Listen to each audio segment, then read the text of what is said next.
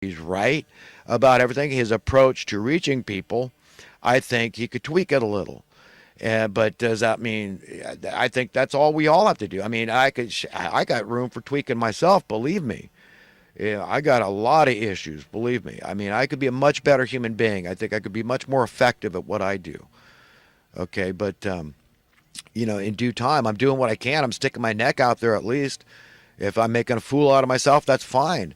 But it's just like this. If you see somebody, I don't care if it's friend or foe, if you see them driving down the highway and they're not paying attention and they're about to run into a tree, okay, and if you have to look like an idiot or a fool and you have an opportunity to jump out there and flail your arms around and get their attention, are you going to do it? Or are you going to say, well, no, I'm not going to look like a fool. Leave that for somebody else.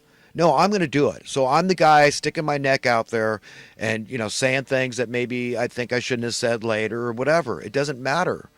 Okay, but I've got to serve. And this is my way of serving. I know that we could be vastly more productive with a vastly shorter work week, with nobody breathing down your neck about paying your bills and all this crap that we have to worry about, that everything could be free, that we could have been there a long time ago. In this industrial age. We don't need to be to get us to, with the ox and the plow out there and, to grow food for the elite.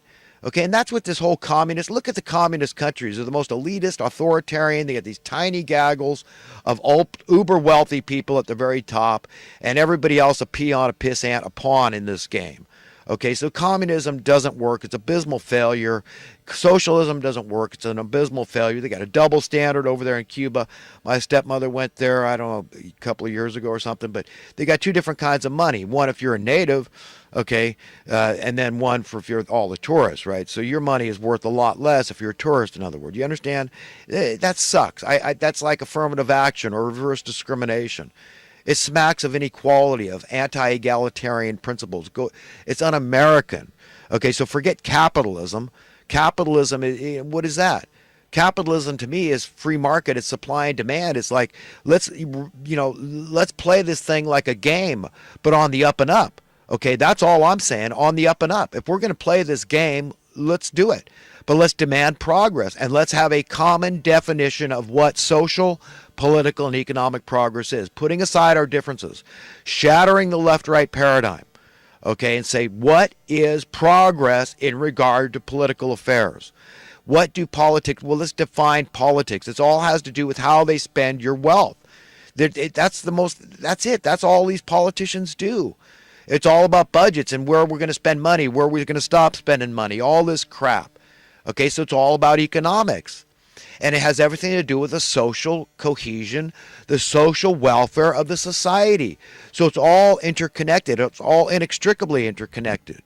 And, we've got to understand, first of all, how we're being taken in order to ever extricate ourselves from this mess. We got to understand who we've got to confront in this thing.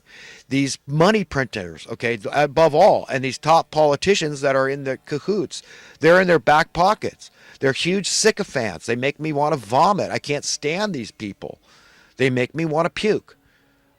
I cannot stand these people. Okay, I don't hate them. That's like hating a living human being. That's evil. And even if in my heart I do hate them, but I can't say it with my mouth, so be it for now. Because I'm asking God to help me. I don't want to harm anybody. I don't want bad for anybody. I don't even believe in jail. All these criminals in the banking industry that ripped us off, and we had the 2008 thing that Clinton and Bush caused from their policies. Okay, I don't want these people to be murdered. That's why I don't believe in capital punishment. I don't want them even in prison because of the recidivism rates. But what I do want is I want them to be taken out of positions of power and put into an ethics rehabilitation center. Okay, that's not a left-right idea. That's just a look, come here. You need some help because what you've been doing has been hurting humanity at large. It's been antithetical to progress. Okay, here's how we define progress. Okay, we start the game here. They say, we are not going to allow slavery. This is why we came up with a minimum wage. Okay, all these people that are against laws about wages, I mean, what do you think? What do you think's going to happen? You think that people aren't unscrupulous? On one hand, you talk about basic human nature and how it's greedy and evil and all this, and then you can say, well, we don't need any laws to protect the workers. Okay, you understand? So you start playing this game there, but the rules should gradually fall away, fluff off. We don't need them. That's what would happen.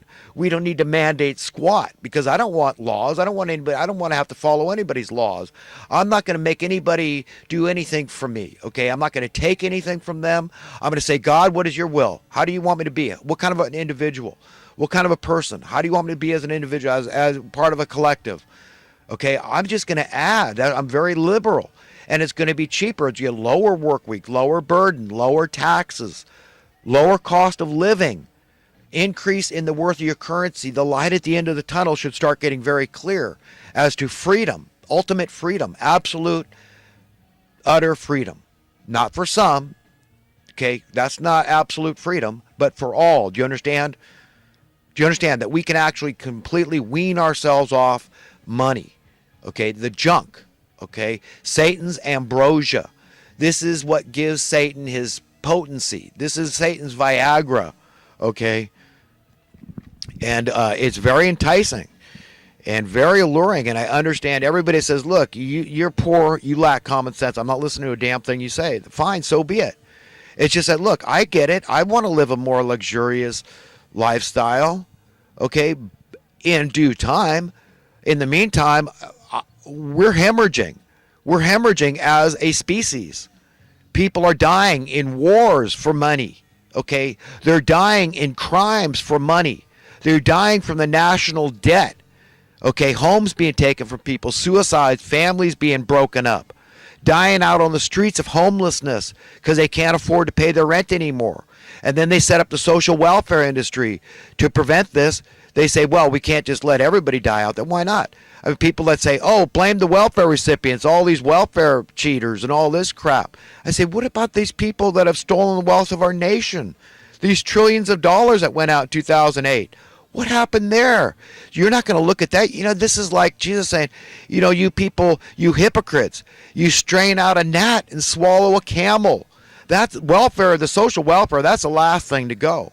I don't like it either, okay? But it's a necessary evil. Put the cart behind the horse, okay? Don't put the cart in front of the horse as a metaphor, an allegory to this whole thing. You understand? It's the last thing to go.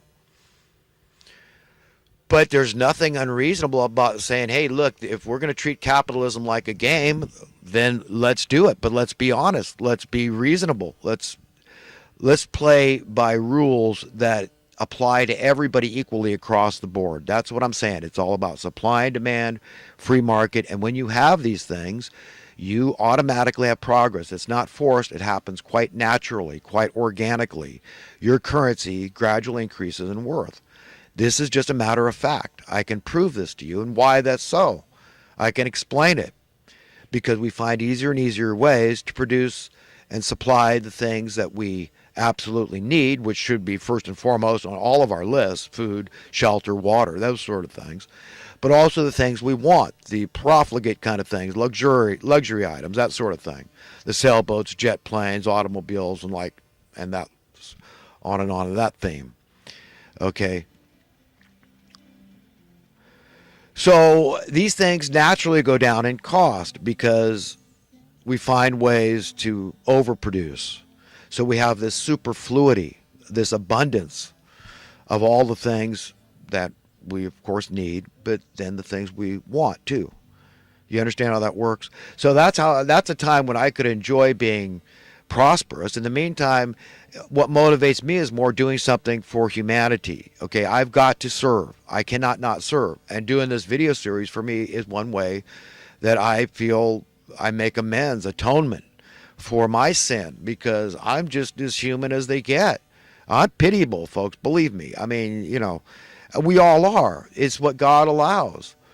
Okay, he knew, you know, our behavior, how it was going to be, and we find it shameful, and we wish that, you know, we didn't. We see it as, you know, weakness, and, you know, we're in this fallen state. We see it as sin, and I get it, okay, but if he wanted it different, he could have made it different too. If, you know, he knows the kind of sin that's going to beget us, that we're going to fall into this temptation over and over. It doesn't make us wicked or evil, but it makes us weak, okay, and pitiable and pathetic. And like King Solomon talked, there's nothing new under the sun. I mean, all the things you think, oh, I'm just a worse sinner than everybody else.